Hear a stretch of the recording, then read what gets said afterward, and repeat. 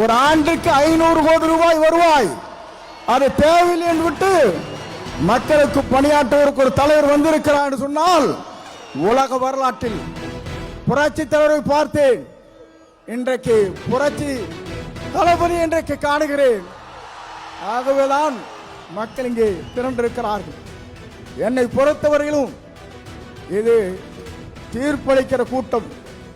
தீர்ப்பளிக்கிற கூட்டம் மட்டுமல்ல, நீங்கள் திரண்டு வந்தால் நாடே தாங்காது என்கிற முறையிலே தான் இங்கே அற்பை தின்று கொண்டிருக்கிறீர்கள். கடலில் கூடியிருக்கிற கூட்டத்தை பார்க்கிற போது நாளை தமிழகத்தினுடைய முதலமைச்சர் என்ற வரலாற்றை படைக்கிற கூட்டமாக இந்த கூட்டம் இங்கே இருக்கிறது. எல்லோரும் சொன்னார்கள், எப்படி ஆட்சிக்கு வர வேண்டும் என்று பல பேர் கனவு காணுகிறார்கள். ஆனால் தமிழ்நாட்டு மக்களை பொறுத்தவரையிலும் நாளை தமிழ்நாட்டை ஆளப்போவது புரட்சி தளபதி தான். இதை யாராலும் மாற்றி காட்ட முடியாது என்ற வரலாறு தான் பெரியார் மண்ணிலே இன்றைக்கு காணுகிற காட்சியை நாங்கள் காணுகிறோம்.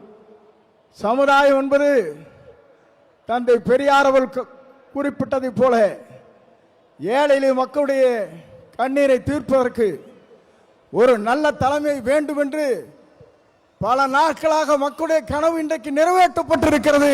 மிக விரைவிலேயே தான் அந்த கனவு என்பது எல்லோரும் கூடுவார்கள், கூட்டம் கூடும், கலைந்து போகும். ஆனால் நம்முடைய கூட்டத்தை பொறுத்தவரையிலும் எதிர்கால தமிழகத்தை உருவாக்க இருக்கிற வெற்றி கழகத்திலே தலைவர் அவருடைய வரலாற்றை படைப்பதற்கு இங்கே பெருந்திரளாக இங்கே வருகின்றிருக்கிறீர்கள். அதோடு மட்டுமல்ல, சிலவே நினைக்கிறார்கள் தலைவரை பொறுத்தவரையிலும் மனிதனை மிக்கவர், நல்லவர், வல்லவர், உங்களுக்காகவே வாழ்ந்து கொண்டிருப்போர் என்பதை மறந்துவிடக் கூடாது. ஏனென்று சொன்னால் ஒரு ஆண்டுக்கு 500 கோடி ரூபாய் வருவாய், அது தேவையில்லை என்று விட்டு மக்களுக்கு பணியாற்றுவதற்கு ஒரு தலைவர் வந்திருக்கிறார் என்று சொன்னால் உலக வரலாற்றில் புரட்சி தலைவரை பார்த்தேன். இன்றைக்கு புரட்சி தளபதி இன்றைக்கு காணுகிறேன். ஆகவேதான் மக்கள் இங்கே திரண்டிருக்கிறார்கள். என்னை பொறுத்தவரையிலும் இது தீர்ப்பளிக்கிற கூட்டம். தீர்ப்பளிக்கிற கூட்டம் மட்டுமல்ல, நீங்கள் திரண்டு வந்தால் நாடே தாங்காது என்கிற முறையிலே தான் இங்கே அற்பை தின்று கொண்டிருக்கிறீர்கள். உங்களை பொறுத்தவரையிலும் எதிர்காலம் பிரகாசம் உள்ள எதிர்காலமாக மாறப்போகிறது. எல்லோரும் சொன்னார்கள், எவ்வளவு வெற்றி வரப் போகிறான் சொன்னார்கள்.